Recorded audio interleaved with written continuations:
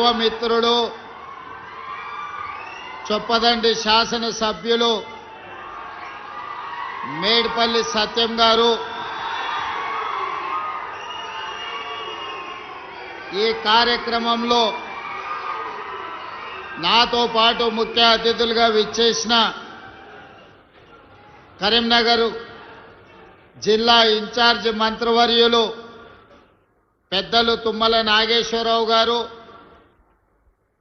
మీ అభిమాన నాయకులు ఈ ఉమ్మడి కరీంనగర్ జిల్లాలోనే కాదు ఆనాటి ఉమ్మడి ఆంధ్రప్రదేశ్లో కూడా పౌర సరఫరాల శాఖ మంత్రిగా పనిచేసి మీ అభిమానాన్ని చురగొన్న మిత్రులు దుద్దిల్ల శ్రీధర్ బాబు గారు,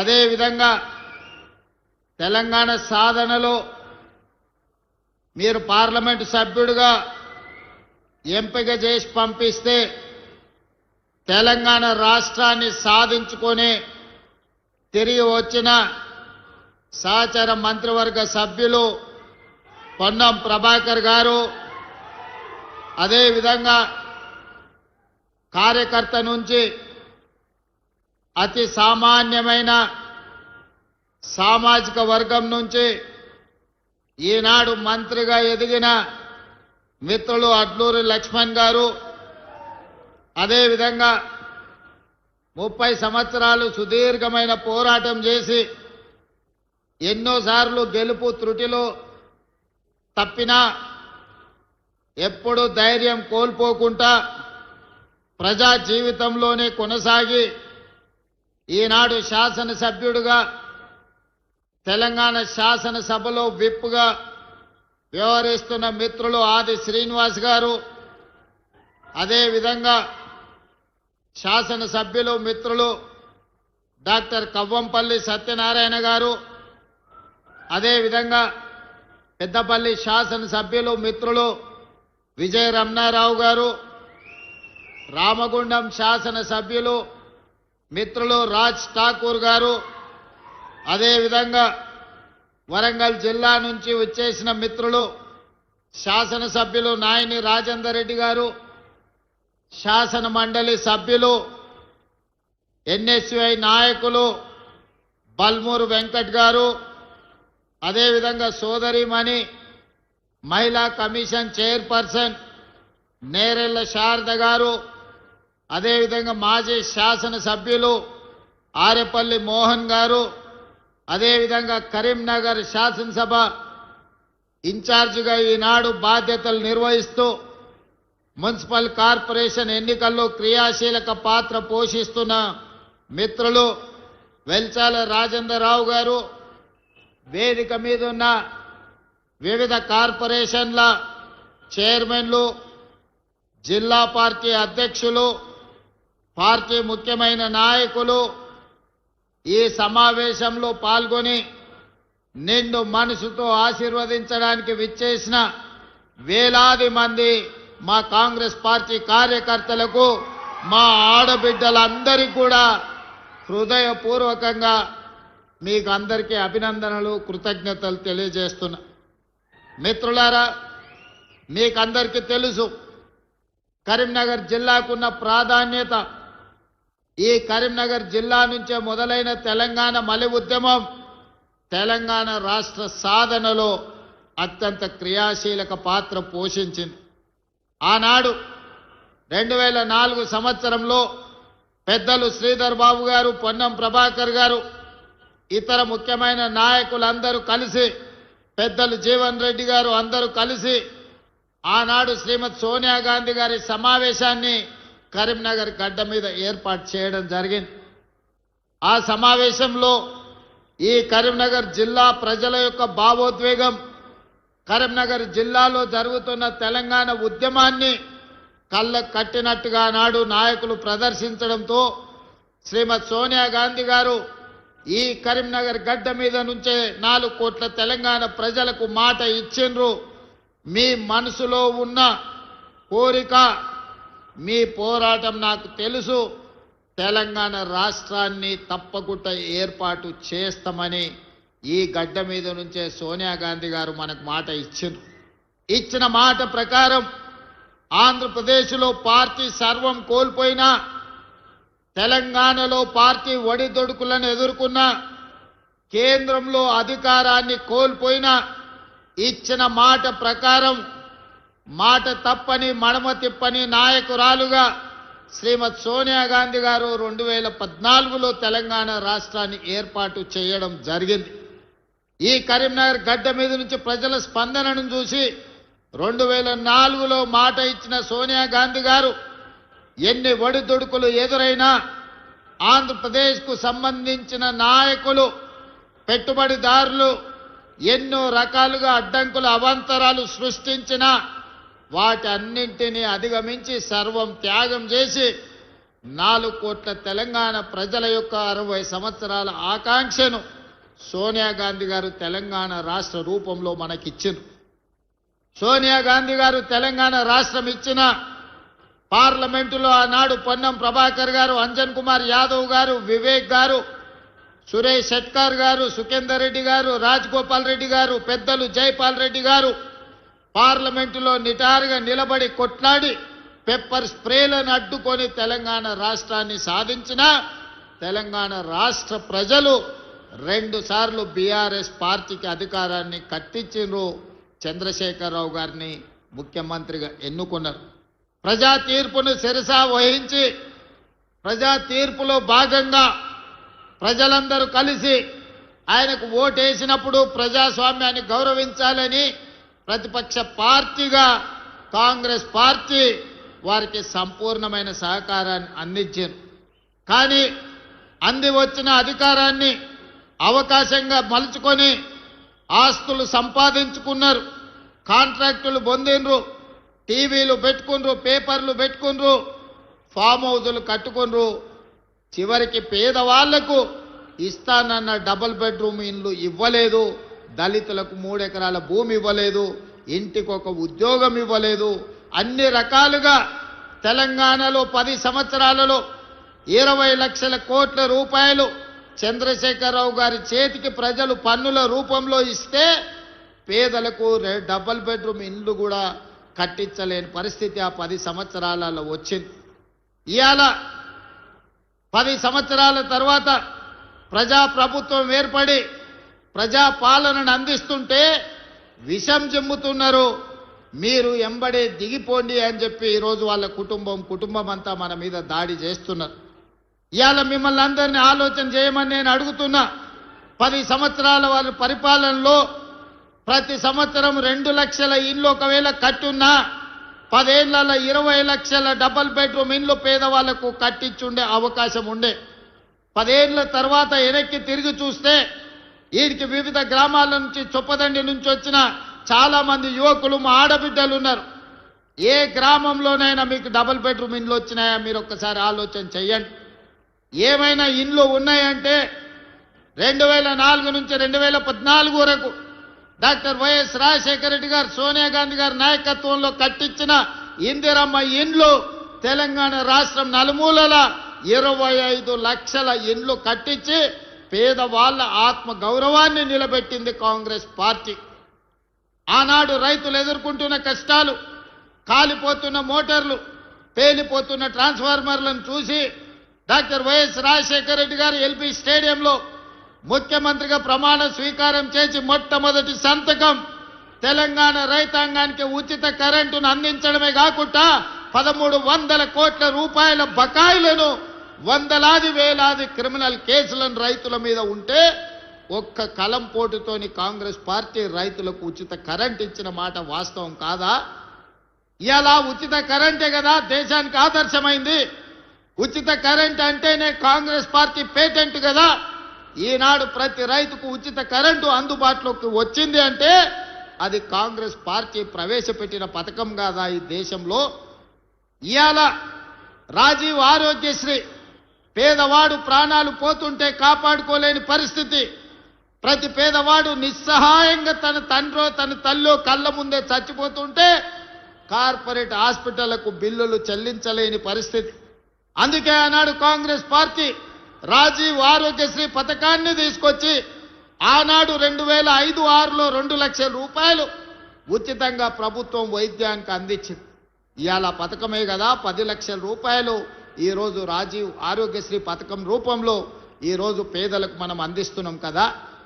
అందుకే మిత్రులారా, ఇవాళ ఏ పథకమైనా తీసుకోండి, డబుల్ బెడ్రూమ్ ఇల్లు కావచ్చు, లేకపోతే సన్న బియ్యం కావచ్చు, లేకపోతే ఈనాడు పేదలకు అందిస్తున్న 200 యూనిట్ల ఉచిత కరెంటు కావచ్చు, రైతు రుణమాఫీ కావచ్చు, రైతు భరోసా కావచ్చు, ఆడబిడ్డలకు ఆర్టీసీలో ఉచిత బస్సు ప్రయాణం కావచ్చు.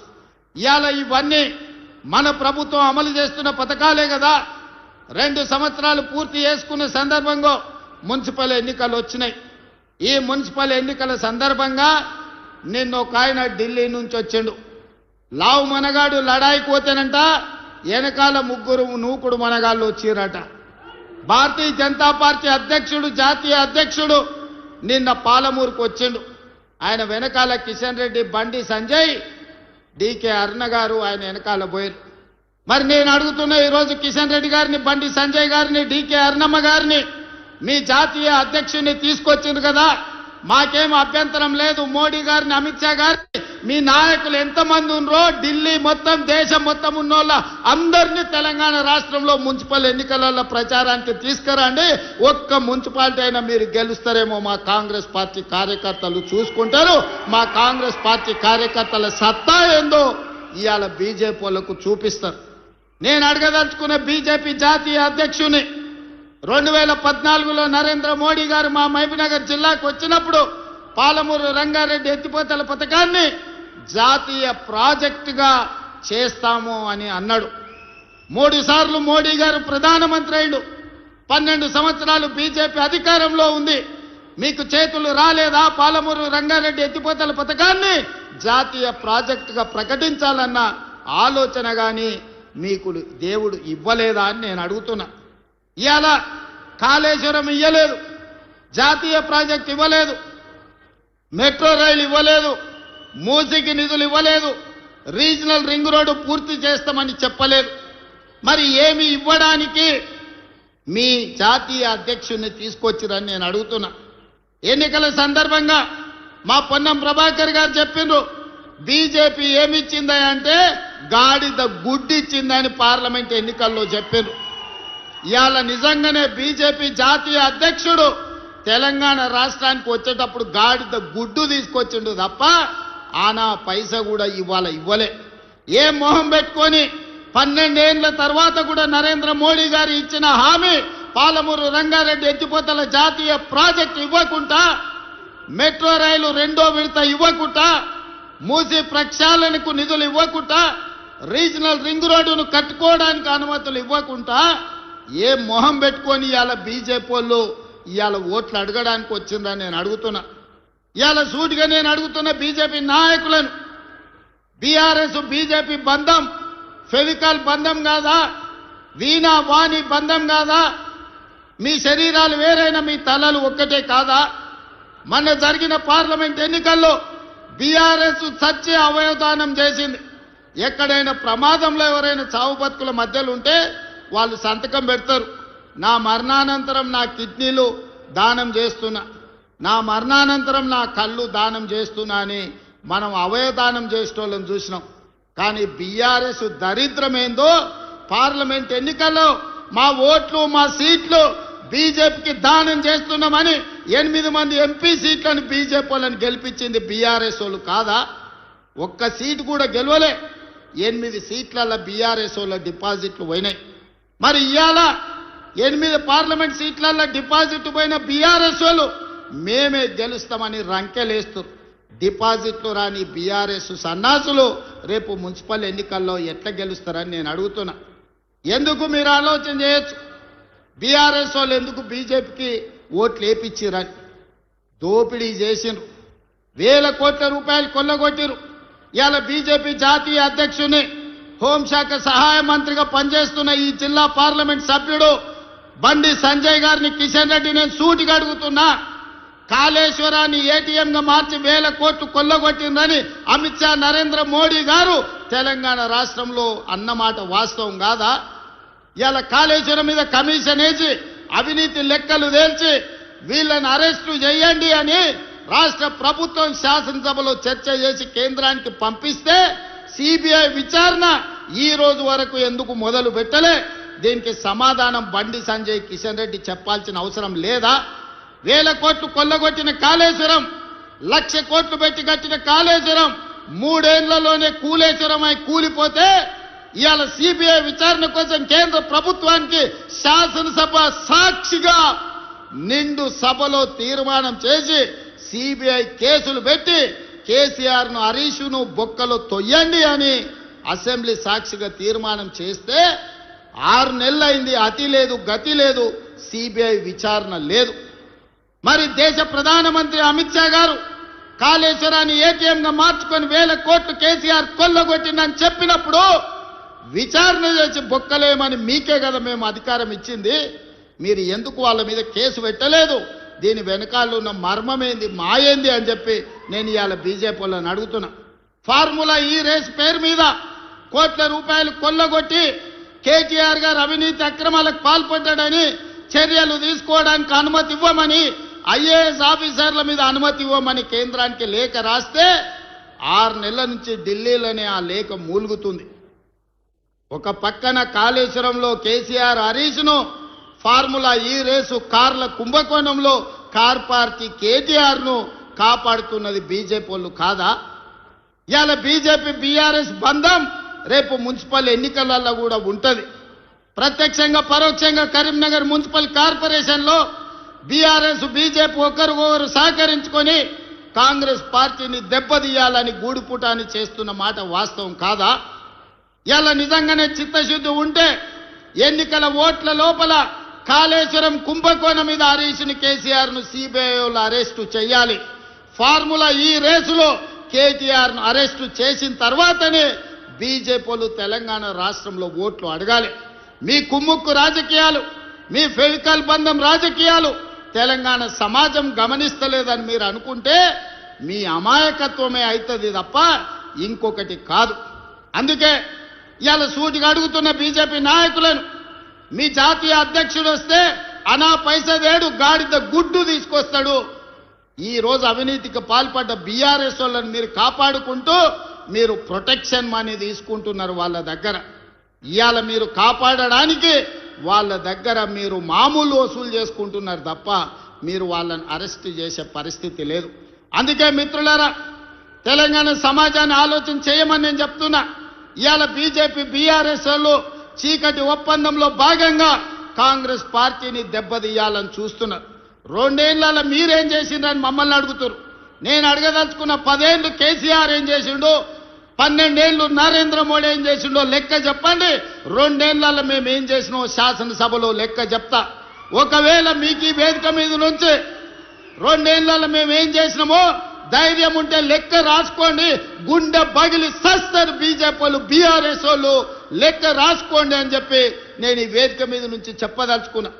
విద్యార్థుల కోసం ఈ 2 ఏళ్లలో 70,000 ప్రభుత్వ ఉద్యోగాలు ఎల్బీ స్టేడియం సాక్షిగా, శిల్పారామం సాక్షిగా ఎన్నో ఏళ్ల నుంచి నీళ్లు నిధులు నియామకాల పేరు మీద తెలంగాణ ఉద్యమం జరిగితే నియామకాలు మీరు చేపట్టకపోతే ప్రభుత్వంలో 70,000 ఉద్యోగాలు మేము ఇచ్చినాం. 70,000 మంది తలలు లెక్క పెడతా. ఎల్బీ స్టేడియానికి ధైర్యం ఉంటే రమ్మని బీఆర్ఎస్ బీజేపీ వాళ్ళకు నేను సవాలు విసురుతున్నా.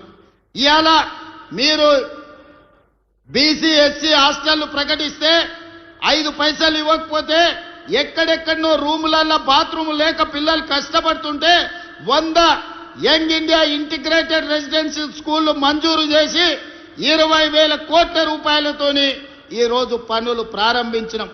బుక్కెడు బువ్వ మీరు చక్కగా పెట్టకపోతే హాస్టళ్లలో చదువుకుంటున్న పిల్లలకు 40% ఈ రోజు మనము వాళ్ళ భోజనానికి రేట్లు పెంచినాం. 200% కాస్మెటిక్ ఛార్జీలు పెంచినాం.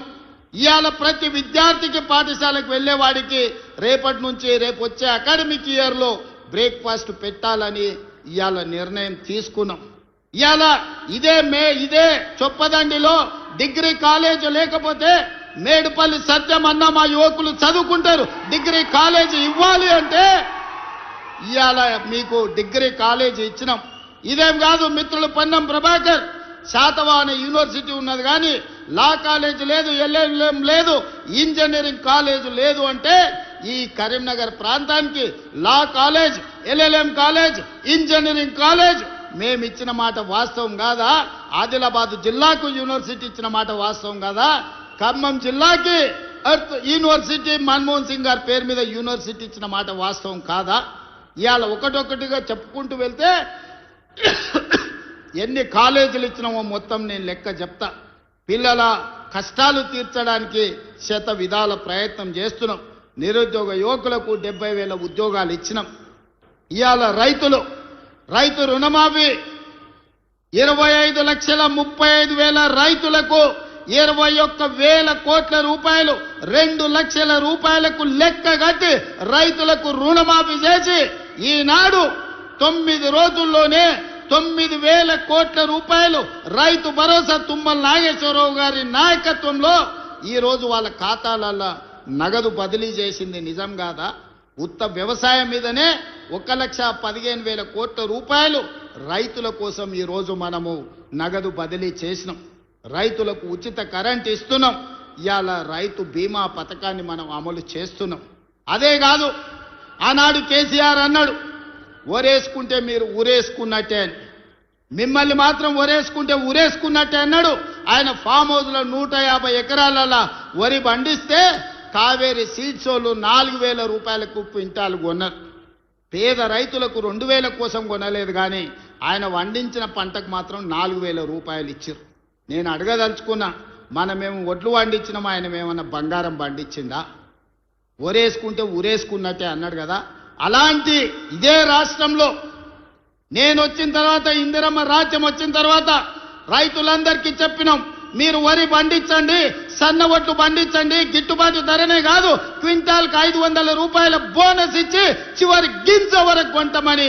రైతులు పండించిన ప్రతి గింజ దేశంలోనే ఈనాడు 2 ఏళ్ల ప్రతి పంట అత్యధికంగా ఒడ్లు పండించిన రాష్ట్రం తెలంగాణ రాష్ట్రం. ఇవాళ రైతులు పండించిన పంట మనం కొనుగోలు చేస్తున్నాం. ఇవాళ కందులు కొన్నాం, మొక్కలు కొన్నాం, జొన్నలు కొన్నాం. ఇవాళ రైతు పండించిన పంటలు మనం కొంటున్నాం. రైతులకు ఒక భరోసా ఇచ్చినాం. ఒడ్లు మనకిస్తే 48 గంటల్లోనే వాళ్ళ ఖాతాలో నగదు బదిలీ చేస్తున్నాం. ఎన్నడైనా ఇట్లా జరిగిందా?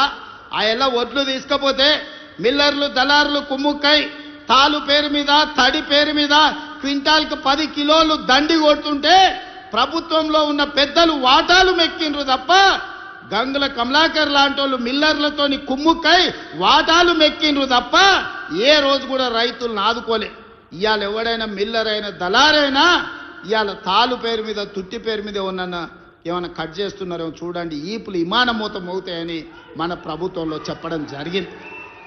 మిత్రులారా, ఇలా రైతులకు చూడండి, రైతు భరోసా కావచ్చు, రైతు రుణమాఫీ కావచ్చు, రైతు గిట్టుబాటు ధర కావచ్చు, రైతు బీమా కావచ్చు, రైతులను ప్రతి నిమిషం ఆదుకొని రైతాంగ కుటుంబాలను ఈ రోజు రైతును రాజును చేయడమే కాకుండా వ్యవసాయం దండగా కాదు వ్యవసాయం పండుగ చేసి చూపిస్తామని ఈనాడు రైతాంగాన్ని మనం ఆదుకున్నాం. ఇక మా ఆడబిడ్డలు, మా అక్కలు ఈడనే ఉండ్రు. నేను హెలికాప్టర్ల పైనుంచి వచ్చేటప్పుడు తుమ్మల గారికి చూపించిన పాలపిట్టలు లెక్క చీరలు చూడు ఎంత మంచిగా ఉన్నాయో. దసరా పండుగ నాడు పాలపిట్టలు చూసినట్టుంది మా అక్కలు ఆ చీరలు కట్టుకొని వస్తుండే. ఇవాళ మా అక్కలు కెమెరామెన్ అక్కడ చూపి మా అక్కలందరూ పాలపిట్ట చీరలతో ఎంత మంచిగా ఉన్నారు. ఇంటాయన కూడా సంతోషపడతాడు, మా అక్కలందరూ ఇంత మంచిగా కనిపిస్తారు అంటే. ఇవాళ మా అక్కలందరూ పాలపిట్ట చీరలు కట్టుకొని ధైర్యంగా, మా తమ్ముడు వచ్చిండు పండుగ పూట చీర పెడితే మాకు సారే అని చెప్పి ఇవాళ తమ్ముడిని ఆశీర్వదించడానికి ఇంత దూరం వచ్చారు మా అక్కలు. ఆ ఎల్ల బతుకమ్మ చీరలు ఇచ్చారు. ఎన్నడన్నా మా అక్కలు కట్టుకున్నారా? ఆ అక్కల్ని ఆలోచన చేయమని నేను అడుగుతున్నా. బతుకమ్మ చీరలు ఆ ఎల్ల ఇస్తే సూరత్ నుంచి కిలోల కొద్ది కొనుక్కొచ్చి కోట్ల రూపాయలు మీరు కమిషన్ తీసుకుంటే బతుకమ్మ చీరలలో కూడా ఆ చీరలు తీసుకెళ్లి వ్యవసాయ పొలాల కాడ, మొక్కజొన్న కాడ పిట్టలను బెదిరించనిక కట్టిండ్రు తప్ప ఆడబిడ్డలు ఎప్పుడన్నా ఆ చీరలు కట్టుకున్నారా?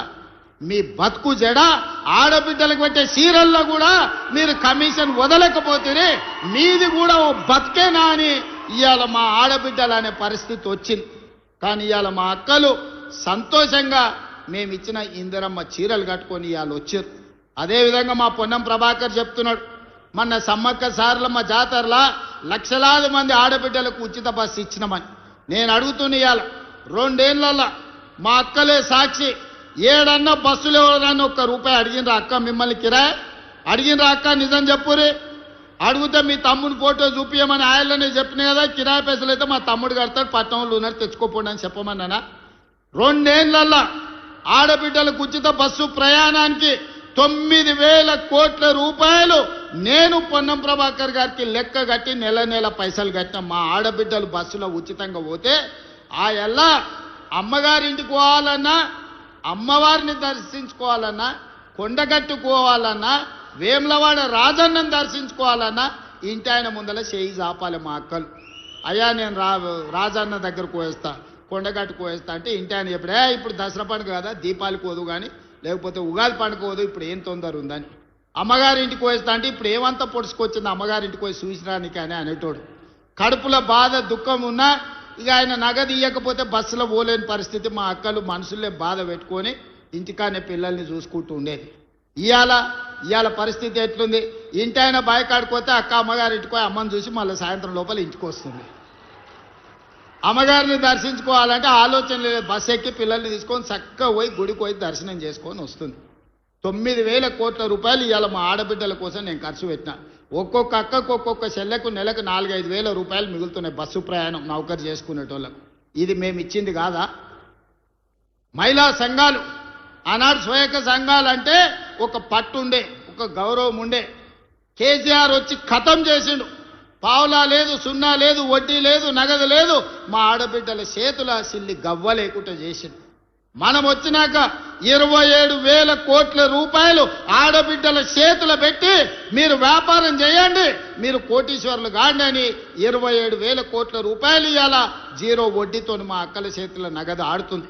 ఇవాళ బస్సులో ఉచిత ప్రయాణమే కాదు, 1000 బస్సులకు మా పొన్నం ప్రభాకర్ గారు ఆడబిడ్డలను యజమానులను చేశారు. ఆర్టీసీకే బస్సులు పెట్టి ఇవాళ మా ఆడబిడ్డలు నడిపించే పరిస్థితి వచ్చింది. ఇవాళ జిల్లా కేంద్రాలలో పెట్రోల్ బంకులు ఇచ్చి వ్యాపారం పెట్టించినాం. ఇవాళ సోలారు విద్యుత్ అదాని అంబానీల కాదు, ఆడబిడ్డలు కూడా సోలారు విద్యుత్ ఉత్పత్తి చేస్తారని ఈరోజు సోలారు విద్యుత్ ఉత్పత్తి కేంద్రాలను 1000 మెగావాట్లు మా ఆడబిడ్డలు పెట్టి ఇవాళ రాష్ట్ర ప్రభుత్వంతో వ్యాపారం చేస్తారు. ఇవాళ చాలా మంది యువకులు చదువుకున్న వాళ్ళు శిల్పారామం చుట్టూతా మైక్రోసాఫ్ట్, ఇన్ఫోసిస్, విప్రో లాంటి పెద్ద పెద్ద ఐటీ కంపెనీలు ఉన్నాయి. ఆ పక్కనే ఆడబిడ్డలకు 100 కోట్ల రూపాయల భూమి ఇచ్చి 150 స్టాల్స్ శిల్పారామం పక్కనే పెట్టించి వాళ్ళు తయారు చేసే వస్తువులను ప్రపంచానికి అమ్మేటట్టు ఈరోజు అవకాశం కల్పించినాం. ఇవాళ ఇక్కడ ఉన్నోళ్ళు ఎవరైనా మా అక్కలు తయారు చేసే నిర్మల్ పెయింటింగ్స్ కావచ్చు, చేతితోని తయారు చేసే వస్తువులు కావచ్చు, ఆన్లైన్లో అమెజాన్లో ఆర్డర్ పెట్టడానికి ఇవాళ మా అక్కలు తయారు చేసిన వస్తువులు ఆన్లైన్లో ప్రపంచానికి అందుబాటులోకి తీసుకొచ్చినాం. ఇవన్నీ మా ఆడబిడ్డల ఆత్మగౌరవం పెంచడానికి మేము చేసిన ప్రయత్నం కాదా అని నేను అడుగుతున్నా. ఇవాళ ఒక పక్కన రైతులు, ఇంకొక పక్కన విద్యార్థులు, మరో పక్కన నిరుద్యోగ యువకులు, ఇంకొక పక్కన ఆడబిడ్డలకు ప్రతి విషయాన్ని అడిగి తెలుసుకొని వాళ్ళ సమస్యలు ఒకటొకటిగా పరిష్కరించుకుంటున్నాం. 10 ఏళ్ల నుంచి తెలంగాణ రాష్ట్రంలో నీ పీడ బట్టి, నీ చీడ బట్టి సమస్యలు పేర్కపోతే ఒక్కటొక్కటి పరిష్కరించుకుంటూ వస్తున్నాం. ఆ ఏళ్ళ మేము అధికారం ఇచ్చినప్పుడు 70,000 కోట్ల అప్పు ఉంటే 10 ఏళ్లలో 8,11,000 కోట్ల రూపాయల అప్పులు మన నెత్తి మీద మోపిండి అయ్యగారు. పోయి ఫామ్ హౌస్లో వండుకున్నాడు, నీ సావు నువ్వు సావని. 8,11,000 కోట్ల రూపాయల అప్పులతోని నాకు అధికారాన్ని చేతులు పెడితే ఏం చెయ్యాలా నాయనా అని దిక్కుదోచని పరిస్థితిలో కన్నోని కాళ్ళు పట్టుకొని ఢిల్లీకి పోయి అడుక్కోనోని అందరి దగ్గర పోయి కూర్చొని ఇవాళ ఒక దారిలోకి పట్టుకొచ్చి ప్రభుత్వాన్ని నడిపే పరిస్థితి తీసుకొచ్చినాం. ఒకటొకటిగా అప్పులు కట్టుకుంటూ వస్తున్నాం. అసలుకు మిత్తికే ఆయన చేసిన అప్పులకు మిత్తి కట్టనికనే నెలకు 5-6 వేల కోట్ల రూపాయలు కట్టాల్సి వస్తుంది. సంసారం దివాలా దీపించిండు, బజార్లో ఇజ్జత్ లేకుండా చేసిండు, సిల్లి గవ్వ ఉట్టకుట చేసి రాష్ట్రాన్ని ఆడ పడేసిపోయి ఫామ్ హౌస్లో వండుకున్నాడు. నీ సావు నువ్వు సావుపో, ఇక నేను రాను బడికే రాని అంటాడు. నెల మాత్రం జీతం తీసుకుంటుండు, దానికి మాత్రం ఏం తక్కువ లేదు. వెనకటికో పెద్ద ఆయనే చెప్పిండంట, మందేమో ఎప్పటోళ్ళనే మూలుగూడనేమో మున్పటోళ్ళనే అని. మందేం తగ్గలే, మూలుగూడ కూడా తగ్గలే. అది అట్లనే ఉంది, ఇది ఇట్లనే ఉంది. కానీ అధికారం ఉంటేనే నేను అసెంబ్లీకి వస్తా, లేకపోతే రానుపో అని అన్నాడు. బడికి రాకపోతే పిల్లగాని ఈపులు వలగొట్టడా అనే పంతులు, ప్రభుత్వ ఉద్యోగి నౌకరికి పోకపోతే జీతం కట్ చేస్తలేరా? మరి ఇవాళ కేసీఆర్కి ఏం కట్ చేయాలని మిమ్మల్ని అడుగుతున్నా. ఒక్కరోజు కూడా అసెంబ్లీకి రాడు, ఒక్కరోజు కూడా ఒక మంచి మాట మాట్లాడాడు. వస్తే ఏదో ఒకటి శాపనార్థాలు పెట్టిపోతాడు. 40 ఏళ్ళ అనుభవం అంటాడు. నీ అనుభవం అంతా మమ్మల్ని శాపనార్థాలు పెట్టడానికేనా? ఇది తెలంగాణ సమాజానికి ఏమన్నా మంచిదా? మీరు ఒక్కసారి ఆలోచన చెయ్యండి. అందుకే ఇవాళ వాళ్ళందరూ కట్టగట్టుకొని మన మీద విషం జుమ్ముతున్నారు.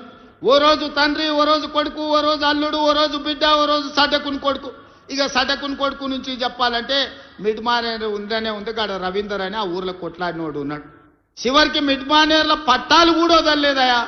రాష్ట్రాన్ని దోసుకున్నదే కాదు, మిడ్మానేర్ల పేదోళ్ళకి ఇచ్చే ఇండ్ల పట్టాలు కూడా సడ్డకుని కొడుకు ఇవ్వలే. ఆ సడ్డ కూడా ఈడ ఇసుక దందాలు ఎట్లా చేసిండో మీకు అందరికీ తెలిసి, చొప్పదండి వాళ్ళు అందరు తెలిసి, నేను కొత్తగా చెప్పాల్సిన పని లేదు. ఏదన్నా వదిలినరా, గాలి వదలలే, నీరు వదలలే, ఇసుక వదలలే, రోడ్డు వదలలే, కంకర్ వదలలే.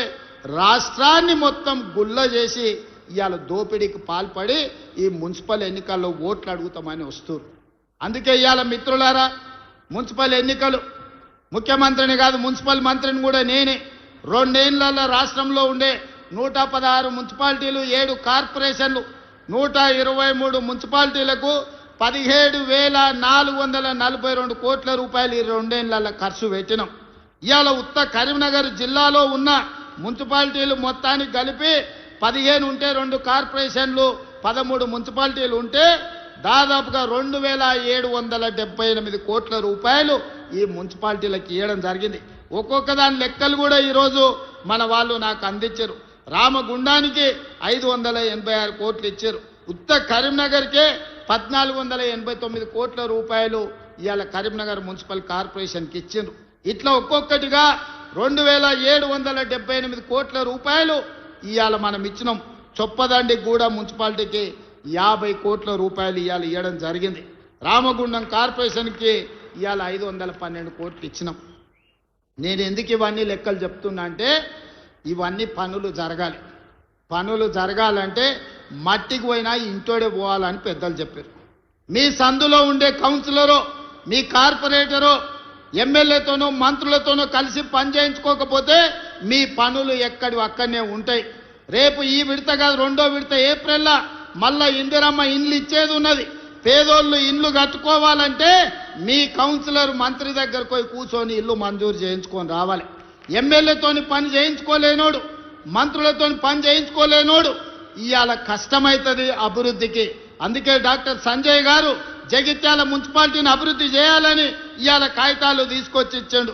జగిత్యాల పట్టణంలో మెయిన్ రోడ్డును మొత్తం విస్తరిస్తామనేది ఈరోజు అడిగినరు. తప్పకుండా జగిత్యాల మున్సిపాలిటీలో రోడ్డును విస్తరించే పని చేస్తాం. వాలంటరీ ల్యాండ్ ఈరోజు జగిత్యాల నియోజకవర్గంలో యంగ్ ఇండియా ఇంటిగ్రేటెడ్ స్కూల్కి అడిగిండు. తప్పకుండా వాటిని అమలు చేసే పని చేస్తాం. మేడ్పల్లి సత్యం 2 పేజీల కాగితాలు తెచ్చి ఇచ్చిండు మీ చొప్పదండి కోసం. తప్పకుండా మిత్రుడు సత్యం భవిష్యత్తున్న నాయకుడు, ఈరోజు జిల్లా పార్టీ అధ్యక్షుడే కాదు, రేపు భవిష్యత్తులో రాష్ట్ర స్థాయికి ఎదగాల్సిన నాయకుడు, యువకుడు, మంచి యువకుడు మీకు ఎమ్మెల్యేగా ఉన్నాడు. తప్పకుండా యువకులను ప్రోత్సహించి చొప్పదండిని అభివృద్ధి చేసే బాధ్యత నాది. అదే విధంగా ఇవాళ గుళ్ళ గురించి వేములవాడ మా ఆది శ్రీనివాస్ అన్న నువ్వు రావాలి అని నన్ను అడిగిన. వేములవాడ రాజన్న దర్శనం నేను పోదామని మొత్తం తయారు చేసిన. ఎంబడే కొంతమంది పెద్ద మనుషులు వచ్చారు. అన్న వేములవాడ పోయిన వాళ్ళకి ఎవరికి పదవి ఉండలేదు, పోయి వచ్చినాక పదవి పోతుందని వచ్చి నాకు చెవులో చెప్పారు. నాకు అర్థం కాలే. అయ్యా నేను పోతున్నది హరిహర మహాదేవుని దగ్గరికి, శివయ్య దగ్గరికి నేను పోతే వచ్చిన సమస్య ఏంది, అదెట్లనో చూద్దాం.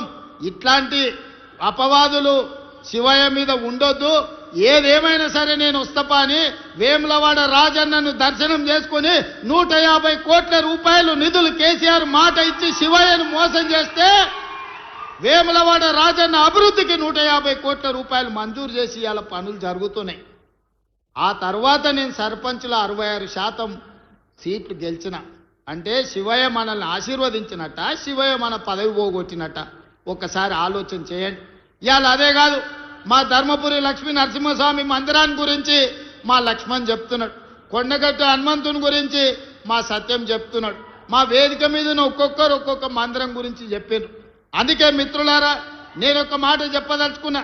2027లో గోదావరి పుష్కరాలు రాబోతున్నాయి. ఈ గోదావరి పుష్కరాల కోసం ఆదిలాబాదు బాసర నుంచి ఖమ్మం జిల్లా భద్రాచలం వరకు ఎన్ని టెంపుల్స్ ఉన్నాయో, ఎన్ని గుడులు ఉన్నాయో, చిన్న కాళేశ్వరం నుంచి మొదలు పెడితే మంతంలో ఉండే టెంపుల్స్ నుంచి ప్రతి మందిరానికి పూర్తి స్థాయిలో ప్రణాళిక చేసి వీటికి అవసరమైతే 4-5 వేల కోట్ల రూపాయలు ఖర్చైనా ఈ మందిరాలన్నిటిని అభివృద్ధి చేసే బాధ్యత నేను తీసుకుంటా. చంద్రశేఖరరావు లాగా మాటిచ్చి మోసం చేసుడు, జీవోలు ఇచ్చి రూపాయి ఇదల్చకపోవడం లాంటి పనులు చెయ్యను. అన్నిటికీ అంచనాలను చేపిస్తా. మీడియా మిత్రులారా రాసుకోండి, బాసర నుంచి భద్రాచలం వరకు గోదావరి పుష్కరాల లోపల ప్రతి మందిరాన్ని అభివృద్ధి చేయడానికి అవసరమైన నిధులు ఇచ్చి ఈ మందిరాలను పర్యాటక కేంద్రాలుగా, పుణ్యక్షేత్రాలుగా అభివృద్ధి చేస్తాం. అటవీ ప్రాంతంలో ఉన్న ఎకో టూరిజంని కూడా అభివృద్ధి చేస్తాం. నిన్నగాక మన మీరు చూసారు, సమ్మక్క సారలమ్మ జాతర 100 రోజుల్లో ఎన్ని పనులు చేసినామో 2 కోట్ల మంది దర్శించుకున్నారు. ఎప్పుడైనా సమ్మక్క సారలమ్మ జాతరకు ముఖ్యమంత్రి అయినాక ఆ పెద్ద మనిషి వచ్చిండా ఒకసారి ఆలోచన చేయరు. ఇంటికి పోయి మా సురేఖమ్మ, మా సీతక్క పోయి ఆహ్వాన పత్రిక ఇచ్చింది. సరే ఆయన రాలేదు అనుకుందాం, కనీసం ఆ పిల్లలకని ఏమైందే, సోమరిపోతులా దున్నపోతులా? సమ్మక్క సారలమ్మని దర్శించుకోవడానికి నామోష చెట్టంతా పెరిగిండు అల్లుడు. సమ్మక్క సారలమ్మ దర్శనానికి రావచ్చు కదా, గాలికి తిరుగుతాడు ఊరు మీద వాడి అచ్చోసిన ఆంబోతులాక కేటీఆర్ సమ్మక్క సారలమ్మ దర్శనానికి వచ్చిందా? అంటే వేములవాడ రాజన్న అయినా సరే, సమ్మక్క సారలమ్మ అయినా సరే, ఇవన్నీ పేదోళ్ళ దేవుళ్ళు. పేదోళ్ళ దేవుళ్ళని దర్శనం చేసుకుంటే అదో నామోషి అనుకొని మన దగ్గరకు వస్తలేదు. అందుకే ఇవాళ పేదలు కొలుచుకునే దేవుళ్ళు ఏవైతున్నాయో పేదల కోసం ఈ దేవుళ్ళని అభివృద్ధి చేసే బాధ్యత మన ప్రభుత్వం తీసుకుంటుంది. ఎవరు ఎన్ని శాపనార్థాలు పెట్టినా పిల్లి శాపనార్థాలకు ఉట్టి తెగిపడదు. ఉట్టి మీద పాలుంటే పిల్లి కింద కూర్చొని శాపనార్థాలు పెడతాంటే ఆ ఉట్టి తెగి పడిపోను, ఆ కుండ వలిగిపోను అని. అట్లనే ఇవాళ బీఆర్ఎస్ వాళ్ళు పిల్లి శాపనార్థాలు పెడుతురు, ఈ ప్రభుత్వం పడిపోతుంది, రేవంత్ రెడ్డి అయిపోతాడని. ఎక్కడికి పోని 8 ఏళ్ళు ఉంటుంది మా ప్రభుత్వం. 8 ఏళ్ళు తెలంగాణ రాష్ట్రాన్ని దేశానికి నెంబర్ 1 రాష్ట్రంగా, దేశంలోనే అత్యధిక ఉద్యోగాలు, అత్యధిక అభివృద్ధి, అత్యధిక సంక్షేమ పథకాలు చేసి దేశంలోనే నెంబర్ 1 రాష్ట్రంగా తెలంగాణ రాష్ట్రాన్ని అభివృద్ధి చేసే బాధ్యత మేమందరం తీసుకుంటాం. అదేవిధంగా కరీంనగర్లో పెద్ద సమస్య డంప్ యార్డ్ నాకు తెలుసు. అందుకే కరీంనగర్కి ఈనాడు ఔటర్ రింగ్ రోడ్డు లేదు. హైదరాబాద్ అభివృద్ధి చెందడానికి ప్రధానమైన కారణం ఔటర్ రింగ్ రోడ్డు, అంతర్జాతీయ ఎయిర్పోర్ట్. అందుకే ఇవాళ కరీంనగర్కి ఔటర్ రింగ్ రోడ్డుతో పాటు వరంగల్ కూడా ఔటర్ రింగ్ రోడ్డు ఇచ్చి వరంగల్లో ఎయిర్పోర్టును అభివృద్ధి చేసి ఈ రెండింటిని కలుపుతాం. జంట నగరాల లాగా కరీంనగర్ను, వరంగల్ని అభివృద్ధి చేసి ఈ రెండింటి మధ్యలో ఒక పెద్ద డంపింగ్ యార్డ్ తీసుకొచ్చి అక్కడ విద్యుత్తు ఉత్పత్తి చేసి ఒక దేశానికి ఆదర్శంగా ఉండే మున్సిపల్ కార్పొరేషన్స్గా వరంగల్ అండ్ కరీంనగర్ని తీర్చిదిద్దుతాం. ఎవరు ఎన్ని అడ్డంకులు కల్పించినా, ఎన్ని రంకెలేసినా బీజేపీ వాళ్ళు సిల్లి గవ్వ తేరు. మోడీ ముందల నిలబడి అడిగే ధైర్యం నాదే? మా ఈడ బండి గుండు బాగానే మాట్లాడతారు ఈడ మైకుల ముందల, కానీ మోడీ ముందల వీళ్ళకి నిలబడి అడిగే ధైర్యం ఉందా? మోడీ నుంచి చిల్లి గవ్వ తెచ్చే ధైర్యం ఉందా? మోడీ వీళ్ళకి అపాయింట్మెంట్ అని ఇస్తాడా? మోడీ దగ్గరికి వీళ్ళ ముఖమే చల్లదు, వీళ్ళ ముఖమే గుర్తు పట్టాడు. మోడీ గుర్తు పట్టేటట్టుంటే Karimnagar outer ring road Bandi Sanjay దేవాలి, వరంగల్ ఔటర్ రింగ్ రోడ్డు తీసుకురావాలి. ఇవాళ కరీంనగర్ అభివృద్ధికి నిధులు మంజూరు చేయించుకురావాలి. ఇవాళ నిజంగానే మోడీ దగ్గర మీకు పరపతి ఉంటే కాళేశ్వరంలో 1000 కోట్లు కొల్లగొట్టిన కేసీఆర్, హరీష్ను బొక్కలేయాలి. కారు దందాలో ఇవాళ సంపాదించిన కేటీఆర్ను బొక్కలేపియాలి బండి సంజయ్ గారు. మీరు ఈడుండి మా వాళ్ళని బెదిరించుడు, మా వాళ్ళ మీద రంకెలేసుడు కాదు బండి సంజయ్ గారు. మీ శాతనైతే కేసీఆర్ను బొక్కలేపియండి. మీకు వాళ్లకు గూడు పుటాని లేదు, చీకట్ల ఒప్పందం లేదు అంటే కేసీఆర్, హరీష్ను, కేటీఆర్ను సిబిఐతో నీ బొక్క లేపించినాక నువ్వు మాట్లాడాలి బండి సంజయ్ గారు. మీరు కార్యకర్త నుంచి వచ్చి ఎదిగిరు బానే ఉంది, మీరు కౌన్సిలర్ ఉన్నోళ్ళు ఎంపీ అయిన బాగానే ఉంది, ఎంపీ అయినోళ్ళు కేంద్ర మంత్రి అయిన బాగానే ఉంది, మీ పరిస్థితి బాగానే ఉంది, కిషన్ రెడ్డిది బాగానే ఉంది. మరి కరీంనగర్ మున్సిపాలిటీ పరిస్థితి ఏముందని నేను అడుగుతున్నా. ఏం తెచ్చినవో ఏమి ఇచ్చినవో చెప్పు. మీటింగ్ పెట్టుడు కాదు, మీ జాతీయ అధ్యక్షుని తెచ్చుడు కాదు, ఢిల్లీ నుంచి ఏం నిధులు తెచ్చినవో లెక్క చెప్పు. అది మాత్రం శాత కాదు. చేసేటోళ్ళ కాళ్ళల్లో కట్టె పెట్టురు వాళ్ళతో చేరి. గట్లాంటి వాళ్ళతో ఎవడని చేరుతాడే? బయటికి మాట్లాడుతావు కానీ లోపల ఏం జరుగుతుందో నీకు తెలియదా? బండి సంజయ్ గారు, మీ నాయకత్వం కేసీఆర్ కేటీఆర్తో ఎట్లా కలిసిపోయారో మీకు తెలియదా? మీ కిషన్ రెడ్డి ఎప్పుడన్నా హైదరాబాద్లో వాళ్ళకు వ్యతిరేకంగా మాట్లాడిండా? మీ కిషన్ రెడ్డికి నోరని తెరిసే ధైర్యం ఉందా కేసీఆర్కు కేటీఆర్కు వ్యతిరేకంగా? బండి సంజయ్ గారు మీకు కనిపిస్తలేదా మీ నాయకులు ఎవరెంబడి తిరుగుతుర్రో? అందుకే మిత్రులారా, ఇవాళ తెలంగాణ రాష్ట్రాన్ని అభివృద్ధి చేసుకోవాలన్నా, తెలంగాణ రాష్ట్రంలో మున్సిపాలిటీలకు నిధులు ఇవ్వాలన్నా ఇవాళ కాంగ్రెస్ పార్టీతోనే సాధ్యమవుతుంది. ఇవాళ సమస్యలు పరిష్కరించే బాధ్యత కాంగ్రెస్ పార్టీ తీసుకుంటుంది. అందుకే మిత్రులారా, ఇంత మంచి కార్యక్రమాన్ని ఏర్పాటు చేసి అభివృద్ధికి పునాదులు వేసుకొని ఇవాళ మనం ముందుకు వెళ్ళాలనుకుంటున్నాం. ఎవరు ఏమి దేరు, ఎవరు ఏమి ఇయ్యరు, ఎవరో వస్తారని ఏదో చేస్తారని ఎదురు చూడాల్సిన పని లేదు. మనకు సత్తా ఉంది, మనకు శక్తి ఉంది, తెలంగాణ రాష్ట్రానికి ఆదాయం ఉంది. ఈ ఆదాయాన్ని పేదలకు పంచి పెట్టి సంక్షేమ పథకాలతో పాటు తెలంగాణ రాష్ట్రాన్ని అభివృద్ధి చేసే బాధ్యత ఇందిరమ్మ రాజ్యంలో మా మంత్రివర్గం అంతా తీసుకుంటుంది. మీ అందరి సహకారం ఉండాలి. కరీంనగర్లో మీరు 8 మంది ఎమ్మెల్యేలను గెలిపిస్తే 50% పదవులు ఇచ్చినామయ్యా. 3 మంత్రులు ఇచ్చినాం, ఒక విప్ ఇచ్చినాం. ఇంతకంటే ఎక్కువ పార్టీ ఏమిస్తుంది మీరు చెప్పుర్రి? 8 మంది ఎమ్మెల్యేలను మీరు గెలిపిస్తే 3 మంత్రులు అయిన, ఒక విప్ వచ్చిండు, 4 పదవులు ఇచ్చినాం. 2 ఎమ్మెల్యేలు జిల్లా పార్టీ ప్రెసిడెంట్లు అయ్యారు. మీరు ఎంత గెలిపిస్తే అంత మీకు సేవ చేసే అవకాశం పార్టీ తీసుకుంటుంది. పిండిని బట్టి రొట్టి ఉంటుంది, మా అక్కలకు బాగా తెలుసు. మీరు మా గడ్డి గాడిదకేసి మీరు ఆవు దగ్గర పాలు విండాలంటే కుదరదు. మీరు ఆ గాడిదలకు ఓటేసిందంటే వాళ్ళు చేసేది ఏం లేదు. దయచేసి మంచోళ్ళని ఎన్నుకోండి, కౌన్సిలర్లుగా, కార్పొరేటర్లుగా, మంత్రులతో కలిసి పనిచేసేటోళ్ళని ఎన్నుకోండి, మీ సమస్యల్ని తెలిసిన వాళ్ళని ఎన్నుకోండి, మీతోని మర్యాదగా ఉండేటోళ్ళని ఎన్నుకోండి. మున్సిపల్ మంత్రిగా మీకు నిధులు ఇచ్చే బాధ్యత నాది. మళ్ళీ కరీంనగర్ మున్సిపల్ కార్పొరేషన్కు వస్తా, కరీంనగర్ కార్పొరేషన్ అభివృద్ధి చేస్తా.